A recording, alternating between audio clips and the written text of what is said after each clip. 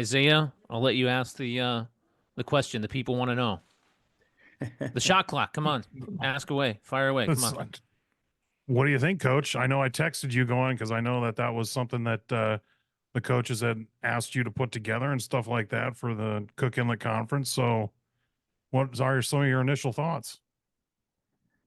Well, I'm glad you framed it that way. I tried to make sure people realize this wasn't my idea. This wasn't me pushing something.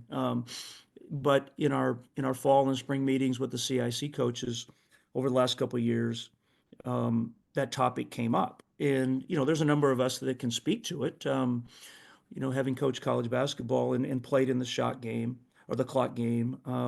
You go out in the summertime. Sometimes you get in clock games. Coach or high school teams go to Christmas tournaments across the country. They get to play in the clock games. But there was a unanimous consensus, both girls and boys in the CIC, to try to push this through. And because I was the coach's rep, that was the only reason. I volunteered to write the proposal, but it was with what all the coaches wanted, the specifics of the proposal. And so, obviously I talked to you a lot about the process, because I didn't even know what the process was to get something ultimately approved at the state level. But we went through that, and it had to go through what, 3 or 4 or 5 steps to do that. It couldn't just come from us and we want this and it gets implemented. You know that.